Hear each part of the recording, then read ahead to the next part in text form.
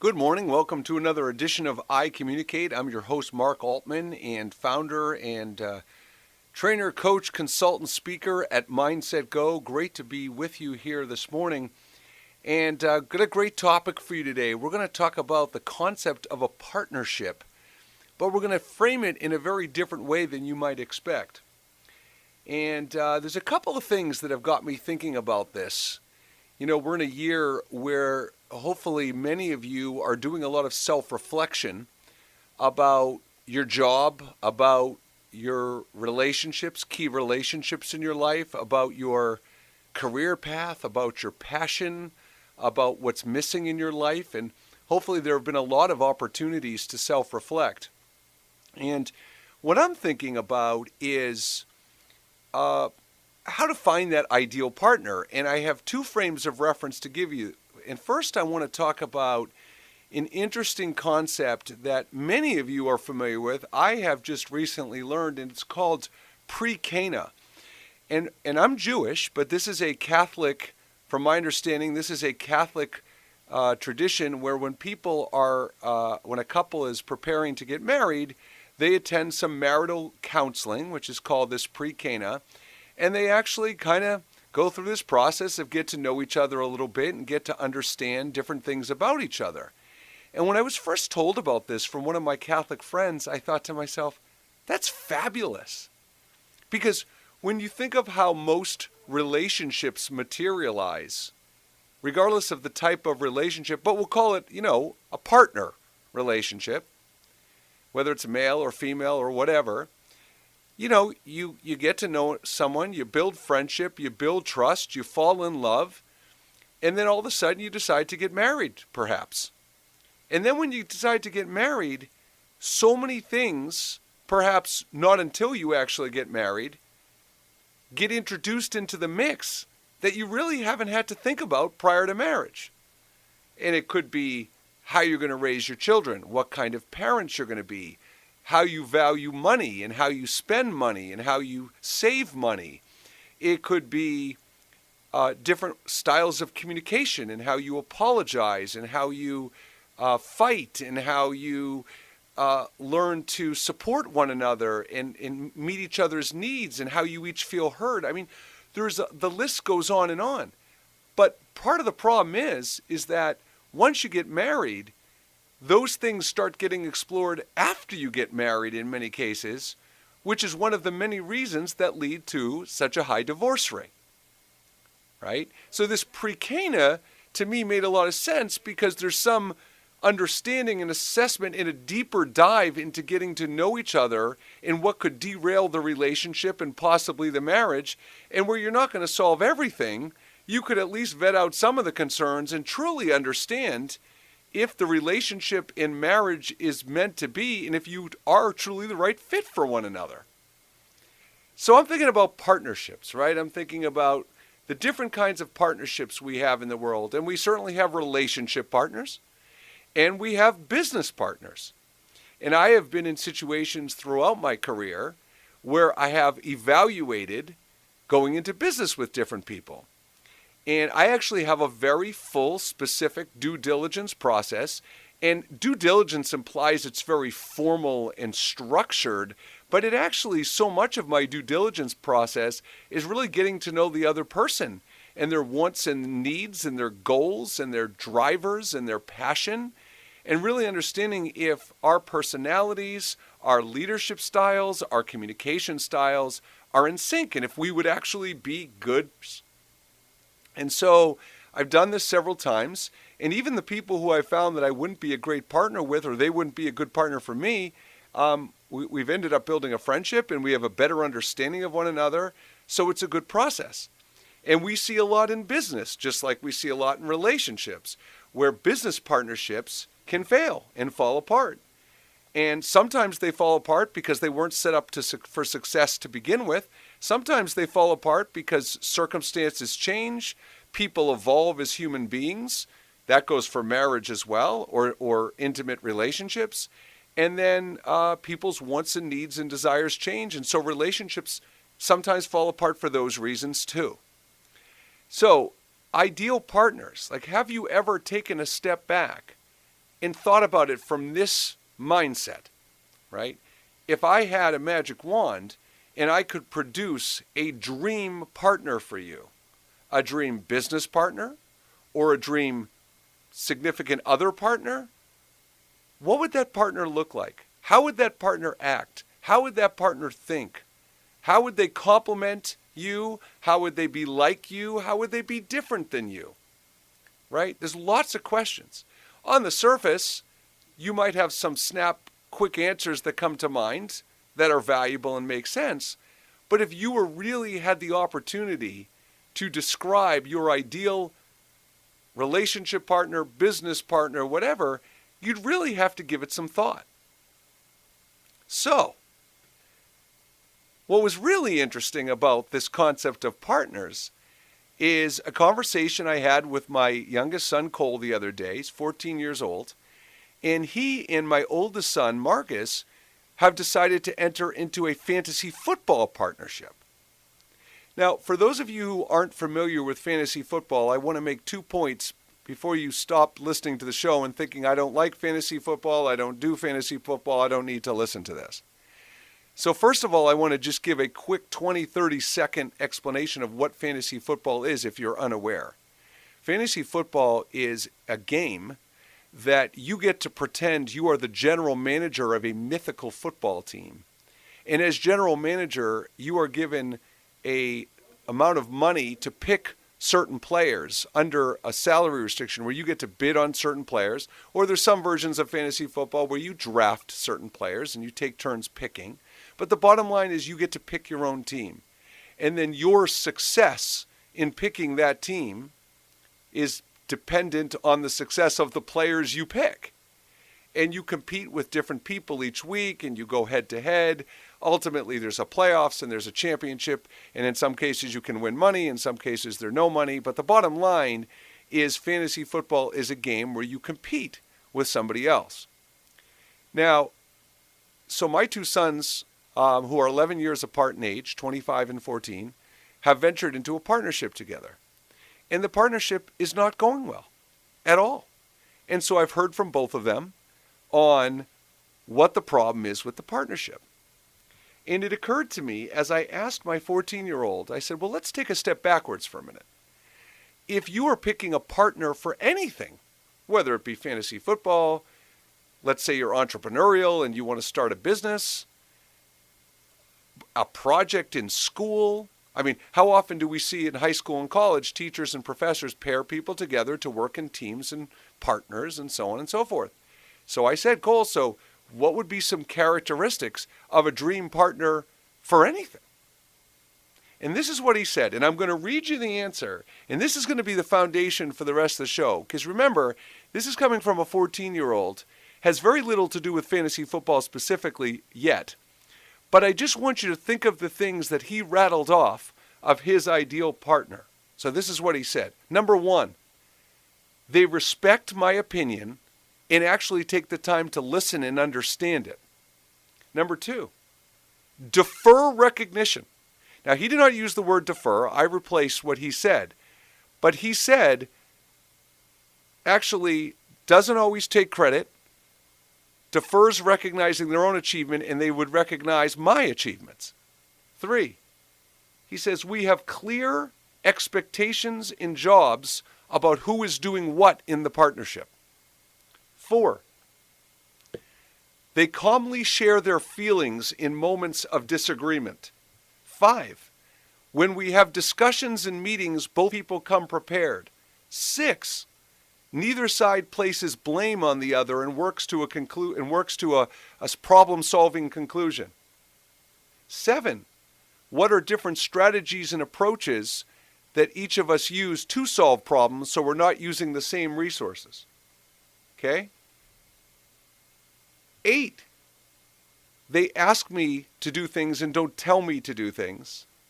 And 9, I am acknowledged when I do things well. Now, I want you to think about, that's a lot of things to remember, but those 9 things, right? You could apply that to marriage. You could apply that to a business partner. You could apply that to fantasy football.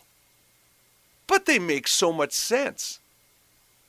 And what's interesting about fantasy football is that I think in some ways fantasy football is a microcosm for partnerships in life and how you conduct those partnerships. So when I come back from the first break, we will expand on the topic of how fantasy football is a microcosm of life and how you can create these opportunities and create a culture for an ideal partnership, regardless of your age. For ICommunicate, I'm Mark Altman. We'll be right back. Okay, welcome back to ICommunicate. I'm Mark Altman. We're talking about ideal partners, and we're talking about how to assess whether someone would be a good partner for you, how to evaluate if your current partner, I know that could be dangerous, but how to evaluate if your current partner is the right partner, and really building on the self-reflection that a lot of people should be doing in a lot of areas in their life, ideally in 2020. So let's take a step back. I'm going to use a very specific example.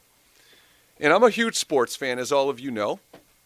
And I recently started another podcast called The Right Call that you can find on YouTube. But, to me, one of the aspects kids and adults, for that matter, can learn from fantasy football is negotiation. Now, there's two aspects of negotiation that kids can learn from fantasy football. One is making trades, because there's an aspect of fantasy football where you can trade players. But the other aspect is negotiating choices and decisions with your partner. Now, let's take a step back. When I look at the curriculum of public and private schools, and I've said this many times in the past, and I'm not going to rail on this because I don't want to digress from the main topic, but think of how important negotiation is in life. And one of the aspects of negotiation that's interesting to me is when people think of negotiation, they almost immediately defer to money, right? So when we're talking about negotiation, it's negotiating money. It's a price. It's a purchase. We're negotiating. And you're not taught negotiation typically in high school. You can be taught negotiation in college and in certain colleges, depending on the course load you take. But negotiation is much broader than financial purchases. Negotiation can be used as early as 3 and 4 and 5 years old when you're trying to create compromises. When your young child comes up to you and tries to negotiate a compromise, we often refer to that as kind of cute or precocious or whatever, but that's kind of neat that they already have the instinct to think of a way, whether they're negotiating a bedtime, whether negotiating, buying ice cream or candy, but whatever, there's a negotiation and a compromise element involved. Now, I ask you, for those of you listening to the show who have kids out there, if I told you I was going to conduct a 2-hour workshop on negotiation for your kids that range anywhere between 8 and 9 years old and we'll say 17 and 18 years old, and you said to them, and this is how you framed it, hey, I got this guy, Mark Altman, I know, he's a really good trainer and speaker, and he specializes in communication, and I thought it would be good for you to attend this 2-hour negotiation. You know what that's going to be like. You know the majority of your kids are going to look at you and roll your eyes and go, what? I'm going to go to a workshop on negotiation?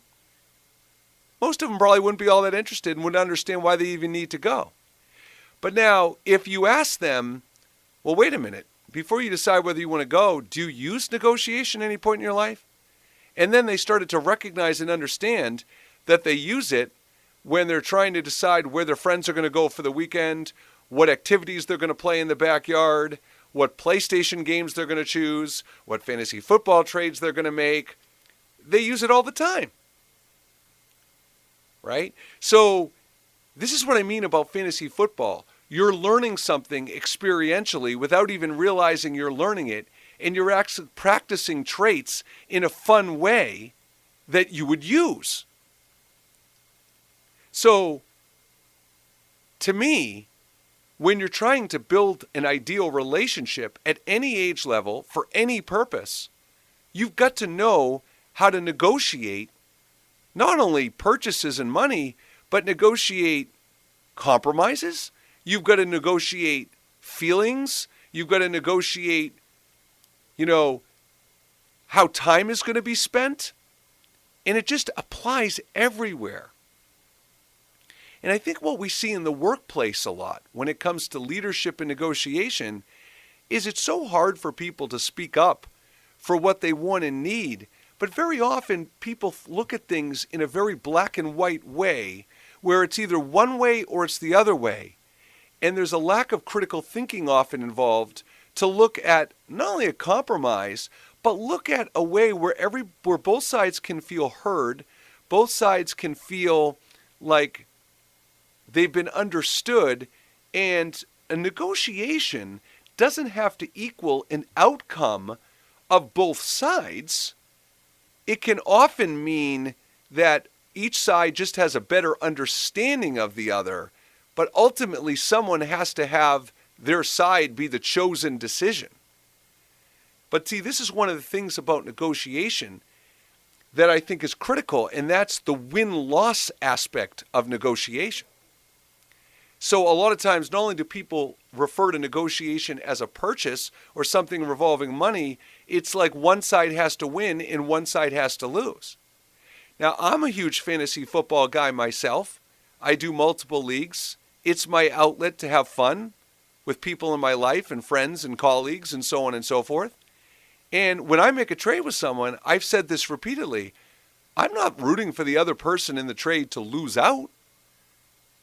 I want to be successful, and frankly, I hope it works out for them also, because frankly, if it doesn't, there's a good chance they may not trade with me again.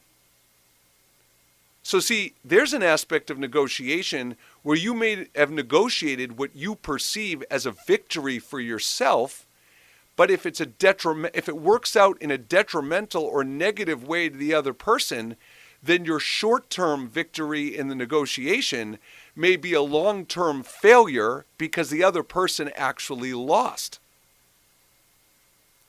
And I look at a great example in sports where upwards of about 8 or 9 years ago, when Danny Ainge traded Kevin Garnett and Paul Pierce to the Brooklyn Nets in what amounted to be an extremely lopsided trade, a lot of people around the league, media and executives alike, have speculated that no one wants to trade with Danny anymore because he's greedy and he's not easy to trade with, and he's going to have a clear victory in the trade to make a trade. Now, whether that's true or false, it illustrates my point. And so when you're in a leadership position, okay, and I'm going to give you 2 examples. When you're in a leadership position and you're negotiating something with a team member, with a C-suite executive, when you're managing up, it could be managing up, it could be managing sideways with a peer, it could be managing with someone on your team. What's the outcome you're expecting? And very often, especially when it comes to performance improvement, behavior change, habit replacement, concepts like that, they deem the discussion successful if after the initial discussion, there's an achieved outcome of an aligned and agreed upon behavior change or performance improvement. And it just doesn't work that simply. You know, when it comes to habit change, if you're asking someone to do something different than they've done it before, if your expectation is that this is something they have never done at all, or they've never done it successfully, or they've never done it consistently, and then after your magical conversation, on a dime, they're going to be able to go back to their desk or go back to their office and go, oh, now I know what I need to do differently. I'm just going to shake my magic wand and instantaneously do it. It doesn't happen that way. And that's why so many repeat conversations take place. And that's why there's inherent disappointment in these conversations. And so one of the pieces of advice I give to leaders when I'm working with them in training or as a coach or as a consultant is the negotiation to me in that first conversation should often be for them to recognize and be aligned that the problem actually exists and get confirmation that they don't actually know the best way to solve it. To me, that would be a big outcome in a conversation. And so negotiating a result is one thing. But understanding what is a reasonable outcome, understanding what is a fair outcome is something different. And that's why I said, you've got a 6th or 7th or 8th grader doing fantasy football, and you think they're spending too much time in doing fantasy football, shift it the other way.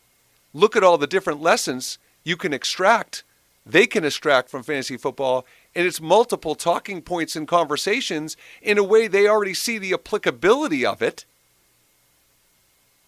and they're already experiencing it. So when I come back for our next segment, we'll continue to talk about the values of ideal partnerships and some other key steps. For Mark Altman, this is ICommunicate. We'll be right back. Okay, welcome back to ICommunicate for our third segment. So we're talking about ideal partnerships, and we're talking about things like pre-Cana that Catholics use in marriage. We're talking about fantasy football being a template and a microcosm of life when it comes to building successful partnerships. And look, let me preface, this is not a promotion or an advertisement for fantasy football. This is me bringing up a topic that you can look at in life that looks very one-dimensional, like this is a fun outlet, this is sports, this is I get to be a general manager, as opposed to, wait a minute, my son or daughter, or me as an adult, I'm really actually practicing and using real-life skills here, right? Now, I want to talk about this expression that we've either jokingly stated at one point or another in our life, or we know our kids struggle with it, and that's, can't we all just get along? Can't we all just get along? So what does that actually mean? What does to get along mean? Well, see, to me, at an adult level, get along means become aligned on viewpoints, perspectives, opinions, right? That's what get along means. It means we may not agree with everything, but we found a way to understand each other. That's what get along means. I mean, when you talk about can't we all just get along, it's such a throwaway, simple request. But getting along with people is so hard, because getting along with people who have similar core values, philosophies, religious perspectives, political stances, well, that's easy. It's easy to get along with people who are like you. Theoretically, because sometimes when you're too much alike, it's not so easy. But on the surface, it seems easy. But what about the people who are not like you? What about the people who don't have your core values and opinions? You know, I'm working with a leader, and one of the things she told me the other day is, she said, it's very hard for me to be patient and understand people who don't have the similar core value of learning and don't take the initiative and who aren't driven to be a better person. That makes a lot of sense to me. I mean, I struggle sometimes with that as well. The point I'm trying to make is, how do you accept those people? How do you meet those people in a space that they're comfortable with, where you can still, and here's the two big words, I'm going to convert get along and agree with to motivate and influence. Because that's what we're really talking about, the ability to motivate and influence. By the way, influence is not a bad word. Influence is a bad word if you use it irresponsibly. Influence is a bad word if you have malicious intent when you use it. But if your intentions are honorable, then influence is actually a really good word. And so is motivate. And I think about this concept of getting alignment. How does everybody get on the same page? How do you, as a leader, whether it's people above you, people at your peer level, the team that reports to you, how do you help everybody get along? What does it take? And by the way, in fantasy football, you know, I have a partner. He happens to be a dear friend of mine. I have a partner. And we have a great partnership because we have, and we didn't even have a discussion, even though I'm advocating for this discussion of how to vet out your ideal partner, we have an understanding of the way we do things that are very complementary and supportive of each other. And you know, this one rule that we have that works so well for us is if there's ever a decision that needs to be made where one of us feels super strongly, even if we disagree, we just defer to the other. So if one of us says, well, I really, really think we should do this, then the other one says, okay. And we're done. Seems like a simple rule. Someone feels really strongly, the other person defers. But in business and in leadership, it's not that simple. There's a lot more at stake, seemingly. Right? So when you're talking about getting alignment in influencing and motivating people, there's an understanding you need to have to be able to do that. And when you talk about the concept of listening, this is how it plays out. When you listen to reply or listen with an agenda, you're missing the opportunity to collect data and collect information and collect facts. Because one of the things I find myself teaching to people very often is when they're trying to get alignment, when they're trying to convince people, when they're trying to motivate and influence, they're leading with their own opinions. They're leading with their own data and facts.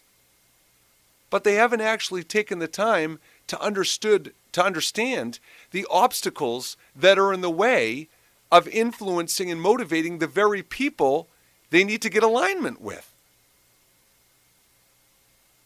So, for you sports fans out there, if I call up and I suggest a trade to you, and I'll use some big name players for even the casual football fans, if I offer, Tom Brady for Cam Newton, or if I offer Cam Newton for Tom Brady, well, Tom Newton's a better fantasy football quarterback.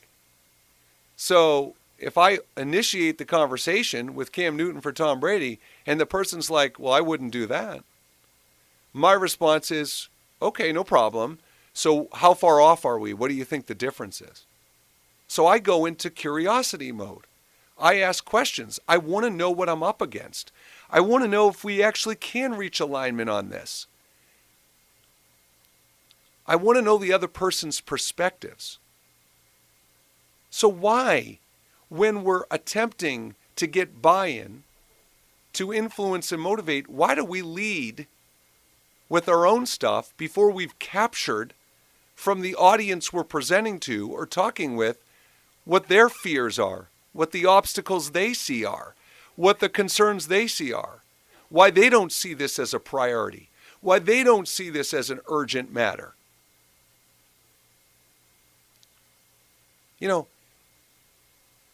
Communication in some ways is unbelievably complex, but sometimes it actually has very simple steps to it that we either ignore or don't follow. I teach kids, listen, God's honest truth, I teach kids, when I do workshops with high school and college kids or even middle school kids, I teach kids how to negotiate with their parents. This is what I tell them. Let's say your kid was trying to negotiate a later curfew or bedtime. This is what I teach them to do. I say, this is what I want you to do. When you go to talk to your parents, before you have that conversation, I want you to think about what your parents are going to say and why they're not in favor of your request. What kind of resistance can you expect? So I ask them to anticipate what resistance they expect. I ask them to anticipate why those resistance criteria exist. And then I say, what are they? Why do you think they feel that way? And how are you going to respond to them?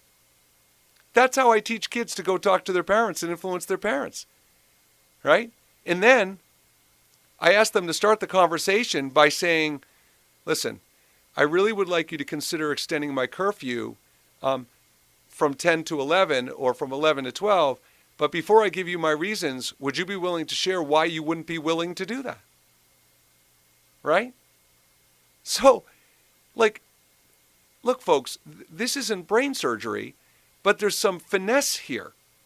And so every time I teach kids how to approach their parents and convince their parents to get alignment and influence and motivate them, they love it. They think I'm the greatest teacher in the world.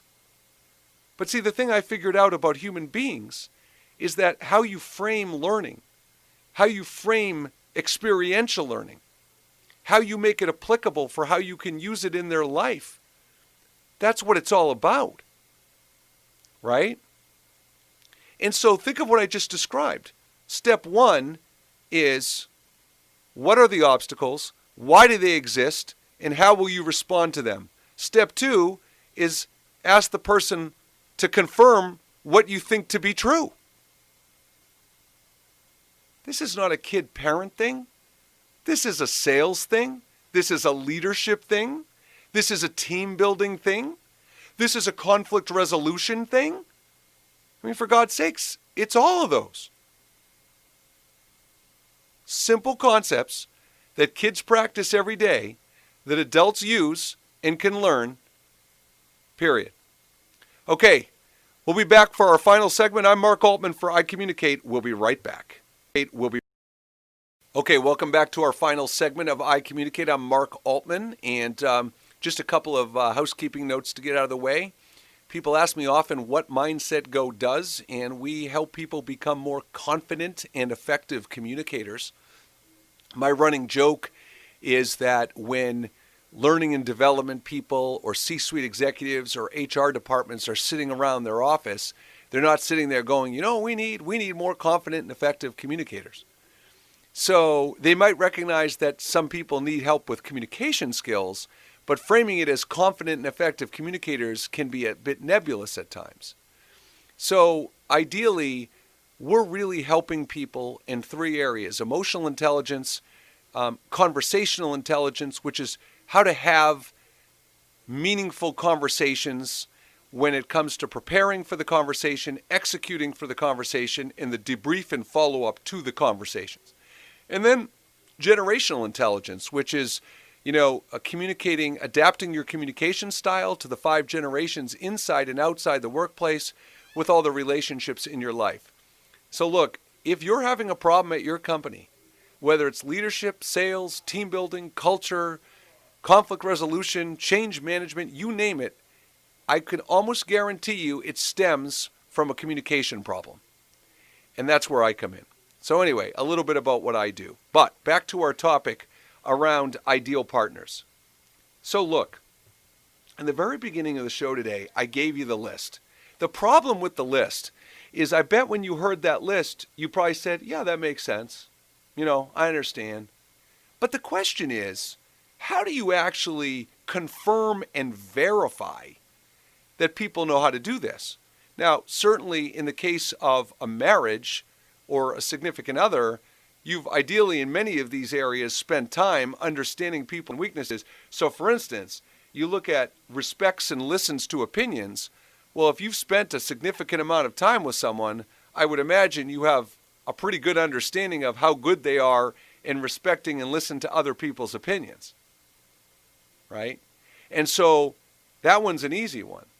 But some of the stuff isn't as obvious. And, when you're talking about a new relationship, right, is this a person an ideal business partner? Is this person, if I'm a college or high school student, is this person a good project partner? If it's fantasy football, is this person a good fantasy football partner? Well, you often have to make those decisions without a lot of precedent, without a lot of pattern. And so then the question is, how do you really test this out? Now, I'm going to talk about preparation. And I'm going to talk about things like understanding problem-solving methods, understanding expectations, understanding roles and responsibilities. Now, you can have a simple conversation, right? And you can agree on all these things.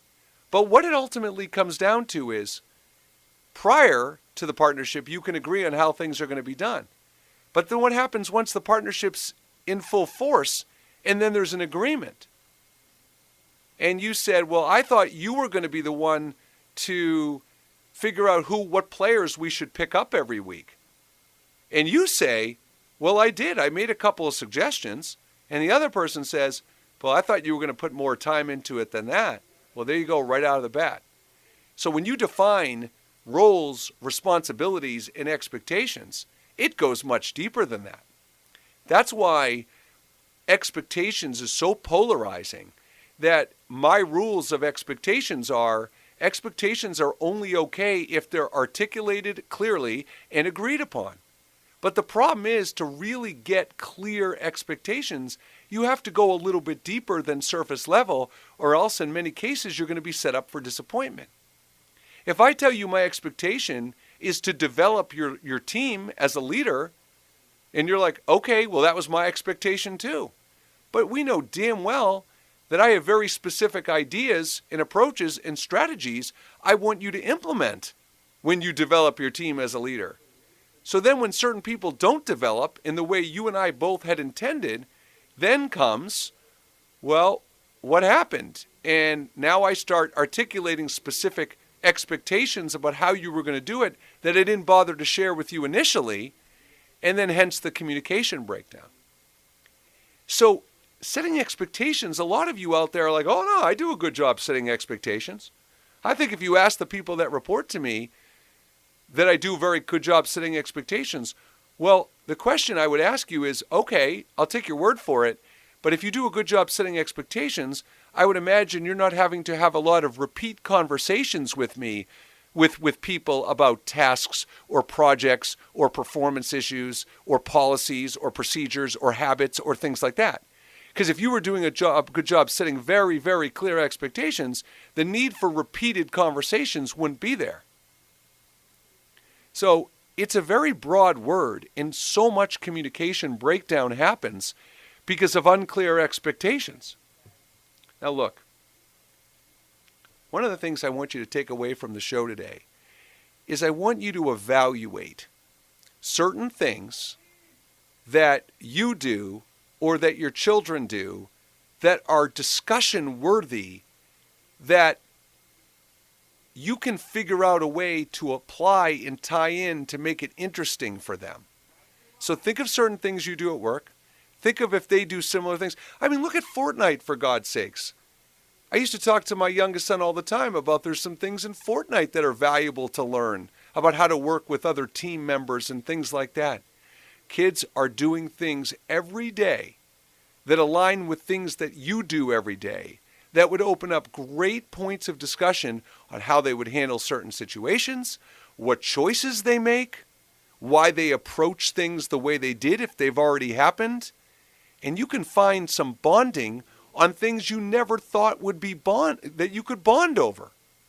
And look, how many times have I heard a parent say to me over the course of my career, you know, I don't love all of my kids' friends, or there's a certain kid my daughter hangs out with that I don't like. Well, you know what?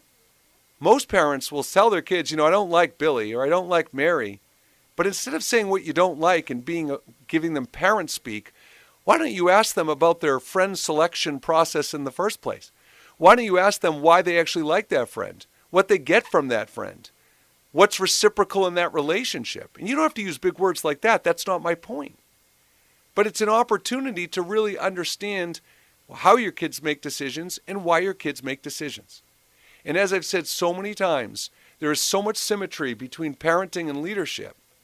And so when you talk about ideal partnerships, whether it is a significant other, whether it is a business partner, whether it is a peer or someone you work with that you're trying to influence and motivate and align, or whether it is as simple as competing in fantasy football, look for the opportunities to grow and understand in how you can tie those things and what lessons you can learn from those things and how you can apply them to other aspects of your life.